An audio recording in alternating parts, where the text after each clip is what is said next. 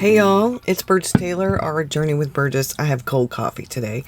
It's quite hot. It's been very hot and humid. Before I get into Self-Care Sunday, which would have been yesterday, today's a holiday, I thought we'd do a little bit of an August review because it's relevant to today's topic and where we're going to be headed for the next one. For August, there were some memorable moments. Those can be whatever kind of moments. They can just stand out moments. So Victor and Selena spent the night. My husband and both of his parents ended up with COVID. David's daughter, she graduated from college at the beginning of the summer, and now she's moved to Florida. She gave me her mini fridge, which is really nice, and this little red microwave and a Tiffany lamp. I'm trying to reorganize some of the things over in the barn. That's one of the things I procrastinated about, is this side of the barn. You can't see it. It was good that pushed me, but self-care also pushed me because we had to clean the microwave and the mini fridge because they'd been sitting.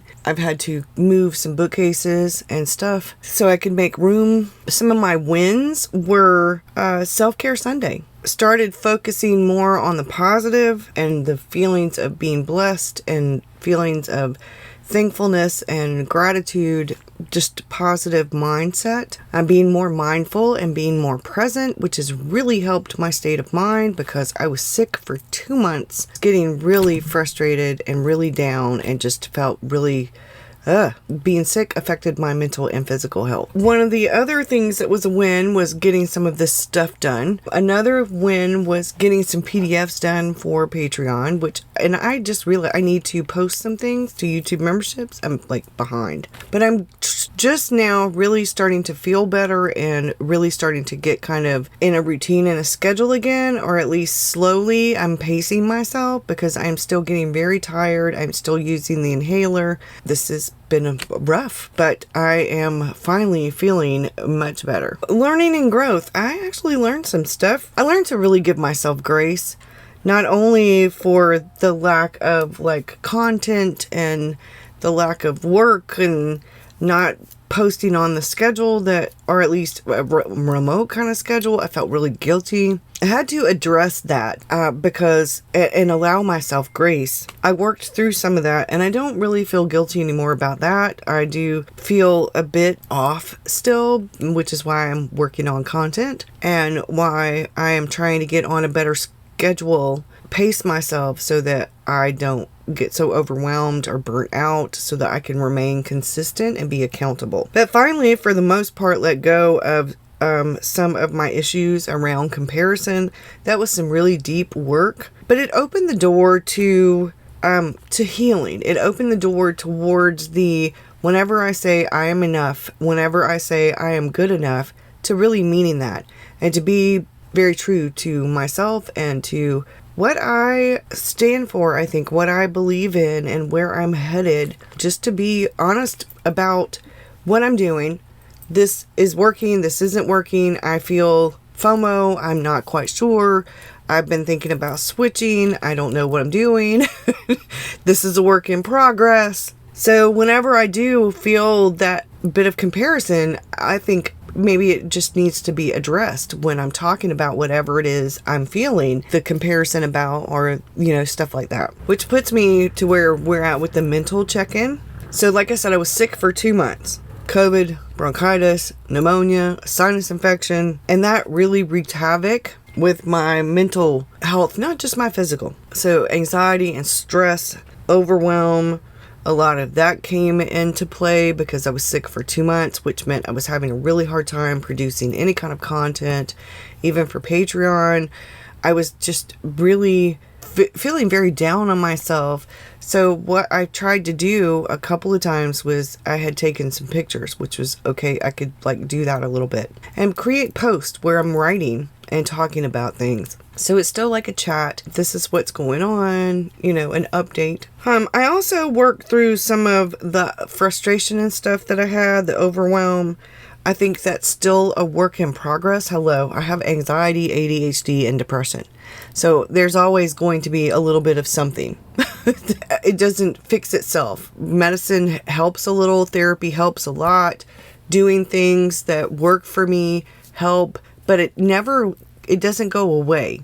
So I have to address it and find healthier ways of coping, which I have been doing. There's been a lot going on over the past year. Not just my brother's death, but other things as well. And it has taken me a little bit of time.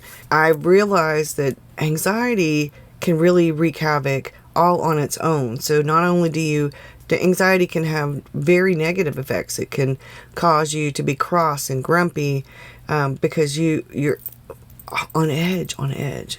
But I feel so much better, so much more positive.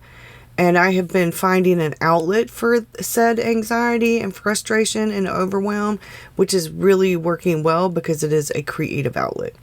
So the physical check-in, I'm feeling, like I said, much better. I had a 17-hour nap, I think it was last week, which really helped because, like I said, I had been sick for 2 months and I was run down.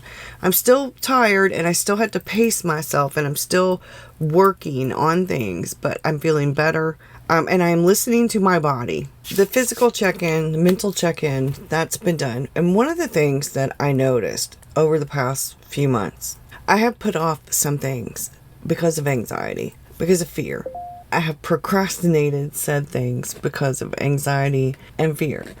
I have procrastinated certain things because of the feelings that just the idea of that task brought about. This past week was procrastination. It was doing the hard thing or the thing that you've been putting off. This side of the barn studio where my craft table and stuff are, I had been putting off. I'd rearranged some of this and I never really got back to organizing and cleaning off and setting up things over there. Not the way that I really wanted to. It was just like a mess.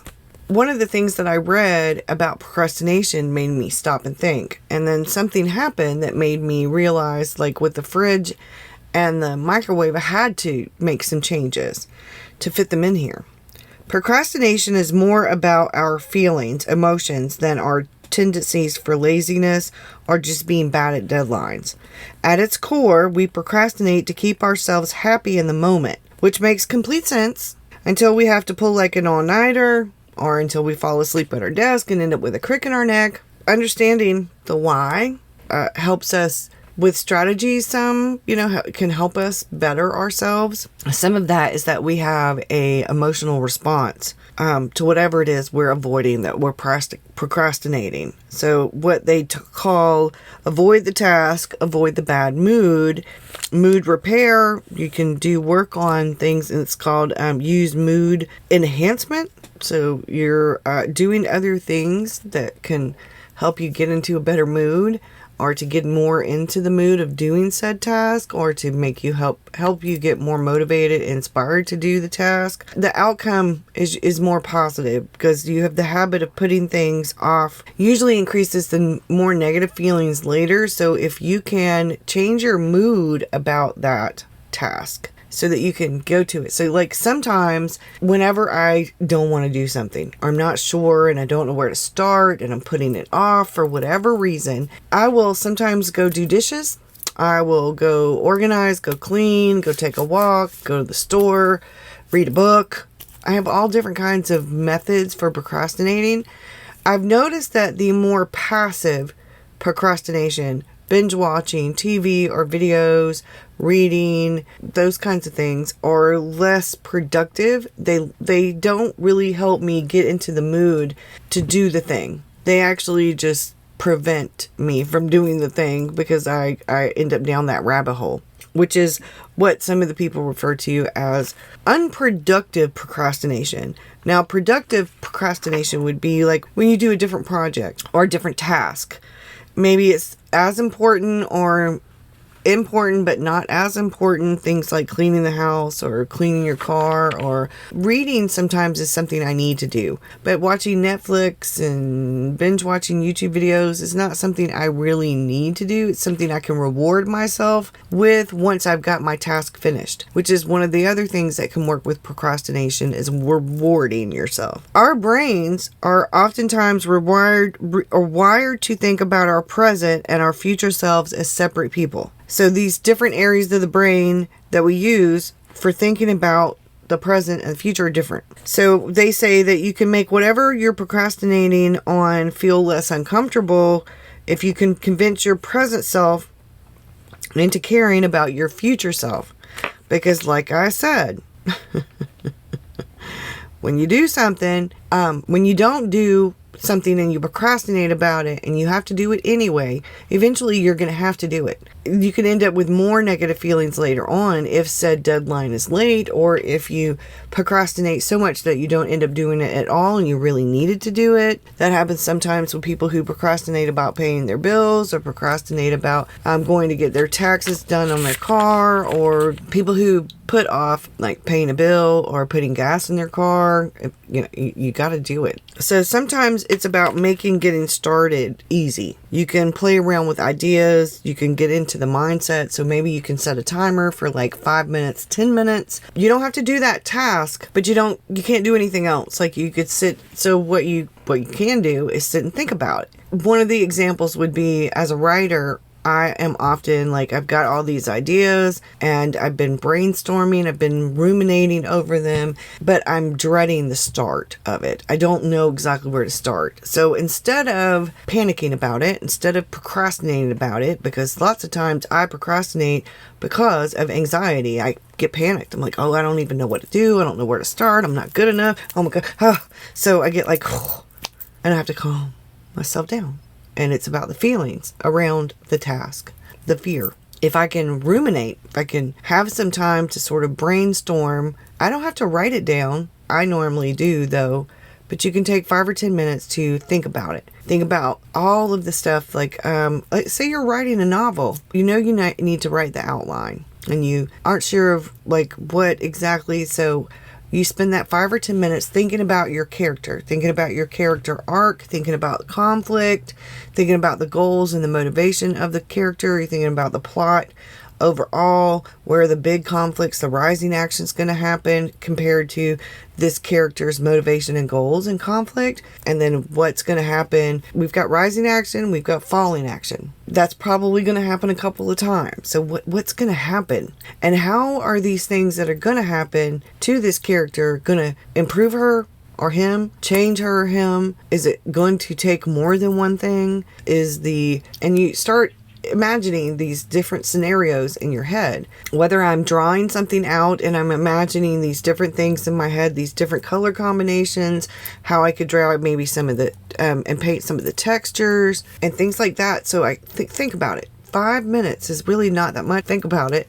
Or 10 minutes. And you've spent that time actively engaged in that task without actually doing that task. You can ask for help. Sometimes it's about being a little bit bored, or maybe it's about being lonely, or maybe it's just having a partner, somebody to help hold you accountable. You could also reframe the task or deadline. So let's say, for example, I tell myself I have this video due Monday. I need to go ahead and start filming it Friday or Saturday so that Saturday or Sunday I can get it edited. By Sunday evening, Monday morning, I have enough time to fill in the description and change everything and have it uploaded to be ready for, Monday. I instead say, I've got this video I need to have done by Sunday evening. So I need to get started on it. I need to figure out what I'm going to say. I need to figure out what I'm going to put in the description, the thumbnail, for those of people who do that. And then you're like, okay, this is what I need to do. It's due Sunday evening. I need to start on it Thursday or Friday. Get it done. If you can actually follow through with that. Some people, when they're trying to tell themselves, I actually have it due on Sunday instead of Monday, they're like, oh, I'm okay. I've got until Monday. Even though they're telling themselves they have until Sunday, One of the other things is that you can actually let yourself avoid uncomfortable tasks, what they call structured procrastination. Procrastination doesn't mean doing absolutely nothing. You can avoid the big scary task and instead work on something else productive, but maybe less important. That's a good kind of procrastination. Like I said, you can do a different project or whatever. But there's good procrastination and the bad procrastination. And the only thing that I can really see that's really, really bad about procrastinating is when you do nothing. when you don't get it done at all, there are consequences and repercussions because of the procrastinating. It's not the same as like not writing your paper until the last minute. As long as you get your paper done, it's okay if you procrastinate. You haven't hurt anybody except yourself because you got all the stress and you end up pulling like an all-nighter. However, if you procrastinate and then you don't end up doing it, or you end up half doing it and you stayed up too late, you don't have enough time and you're sleeping in, you don't go to class, and then you flunk out because you've missed too much class and you didn't do your project, that would be very bad procrastination. Procrastination and doing the hard thing. I've realized that there are certain things that I procrastinate about and other things that I just want to go ahead and get it over with. It's the eating the frog kind of thing. And it depends on what it is. It really does have to do with the mood that task or project brings to the table. If I am really anxious and nervous about something, sometimes I'll just jump straight in and just go ahead. I'm like, okay, I can't handle feeling all nervous and anxious and everything about it, so let me just go ahead and get it done. Other times it's like, oh, I need to think about this a little bit more before I do it. I'm not sure that I really want to do it. I don't know. I'm not sure. So that's the ruminating, maybe I do need to ruminate. And I've talked about before how there are times when procrastination is actually better for you creatively. It can refill your creative well if it's the positive kind of productive kind of procrastination. So let's say I don't know where to start. I'm feeling a bit stuck and I need to do this task, but I don't know what the hell I'm doing. I feel overwhelmed by it. There's so much to do with it. My anxiety's set in. I'm stressed about it. So instead of just ruminating in that stress and anxiety and the overwhelm, okay, I need a minute. I go take a walk. I go fix a cup of coffee. I work on something else. Maybe it's an easier task. Maybe I could clean my desk off, and that way I'm kind of clearing my mind in a way. Or taking a walk will clear your mind. Doing something that is something that you need to do, but maybe it has absolutely nothing to do with that task. It can help you clear the clutter out of your brain and help you focus. I know some of this because of ADHD. I have to do this anyway, whether I'm procrastinating or not. It helps. Procrastination is one of those things that I think it differs for everybody, but I find that most of the time whenever I'm putting something off, like that craft table, it actually has more to do with my feelings about it, the fear, the self-doubt, the anxiety, the stress, the overwhelm. Maybe I'm just overwhelmed. I have no idea where to start. And sometimes that is about like picking up one thing and going, okay, this is where this goes, and putting it where it really goes, and then picking up one other thing and putting it where it goes. So maybe I can't do it all in one day, and I'm not going to be able to do it all in one day. That's what I've been doing. I've been working on this last week. This whole week I'm going to be working on it because I knew I would not be able to get it done all in one day. And I hurt my elbow yesterday. I have a big scrape and it's swollen. So I knew I was going to have to pace myself. We did lawn work and stuff yesterday. It's been crazy around here. Been really busy, but got a lot of stuff done. David finally started feeling better. He went and had the COVID test done again on Friday, and that one came out negative, so he'll be going back to work. And his folks are finally feeling a lot better, so that's good. As long as I take some allergy medicine or some medicine for sinus pressure, I'm doing okay. I'm doing better. I'm still having a little bit of trouble with the congestion, but I think that from what I understand, it's going around for a lot of people. And doing yard work yesterday didn't make it any better. I have started with one thing. I've actually got a garbage bag. While this video is saving, I'm going to be going through the garbage bag. I'm going to be going through the things and putting things in a garbage bag. I've actually redid my cart. Again, I have some things that I need to kind of reorganize based on what I do with the craft table. I'm still kind of figuring some things out. I keep thinking, maybe I should put the bags on top of the wooden thing that goes on the craft table, and maybe I should put the notebooks, because I have quite a few that I'm working on. Maybe I should put those underneath the wood thing and put the bags on top of the wood thing. The bags are a little bit easier to move. Then I'm like, but I access the Notebooks a little bit more than I access the bags, but I access the bags quite a bit. So I've been trying to figure out efficient ways to sort of go through and sort and organize. Part of that's been doing some research. Part of it's just getting in there and decluttering, throwing things away, putting things in the donate box, that kind of thing. And I am happier that I've started it, and I'm happier that I can look over there and I see a big accomplishment. I can look over here and see where I've actually got this mini fridge and the microwave and stuff set up, and I'm like, yeah, that's exciting, because I've got some of my cold coffee mix in there. I've got some bottles of water. I've got some coffee creamer. And what I've been doing, like what I did day before yesterday, on Friday and Saturday, I filled my thermos up with just black coffee. And then when I brought it out here, I had my coffee mug, and I filled my coffee mug up with coffee and then added creamer to it out here. Because whenever I put creamer in my big Stanley thermos, and like the bottle washers or the glass washers, it doesn't go all the way down to the bottom of it. So let's say I get really busy out here and I'm being super productive and time slips by. This is getting on my last nerve. And time slips by. And before I realize it, it's time for me to go inside and go cook dinner, or I've got to go make a phone call, or I've got to go pick somebody up or something.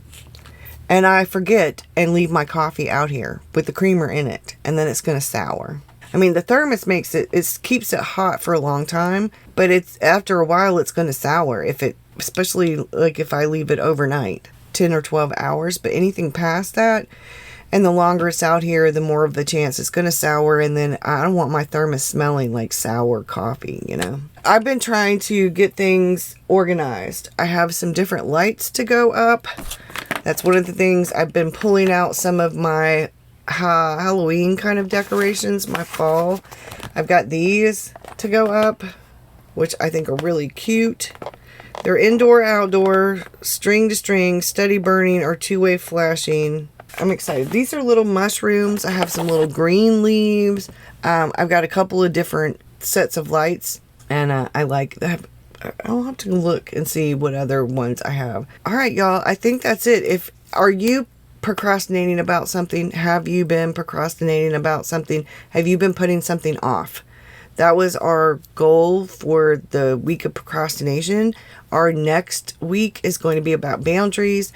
The book that I'm doing, Self-Care Every Day, September is the month for boundary work. We're going to work on boundaries for the next go round. I've got some work I need to do.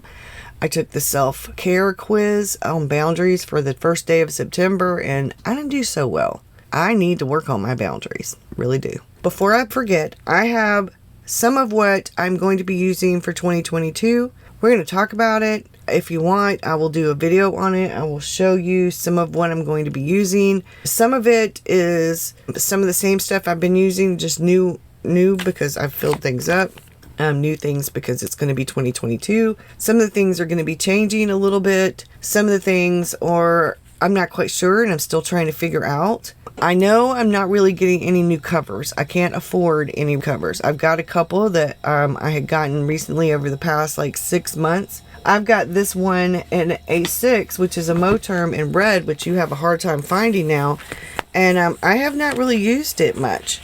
And just to show you, one of the things that I'm going to be doing in 2022 is doing the bullet journal maybe in A6. It being pretty much functional with very minimal decoration. I have decided that my word for next year is going to be focus. The words are very powerful. The power of words it's important, and I love words. One of my big things has been focus. And there are lots of other words that I have been thinking about, and I know we're nowhere near close to choosing our word for the year. This year it's been cultivate, and I have cultivated some things. I have done pretty well with the cultivating in some areas and not so well in other areas, and I still have some time in this last quarter of the year to cultivate more, to do more. And there are lots of other words that I thought about. Balance, bloom, abundance, transformation. There are a lot of different words. but I'm pretty sure I'm going to go with focus. Less multitasking, more single focus. I think I do a lot better. I think that's going to be my word for next year. But if you're interested, some of it's Hobonichi stuff, some of it's Wonderland 222, some of it's Stology. I'm going to be talking about Cultivate What Matters and the Moxie Life Planner, and I'm still debating on some of the things, and some of the things I'm actually going to be using and showing. Y'all let me know, because that would be actually kind of a chatty video, and I know some people like the chatty videos and some people don't, so let me know if you're interested. Y'all have a great one, and if you haven't already done the hard thing or done something you've been putting off, why are you procrastinating about it? Think about your why, and then think about what you can do to help improve said procrastinating so that you can actually get that thing done. Just eat the frog. Bye, y'all. Have a great one. I'll see you again real soon.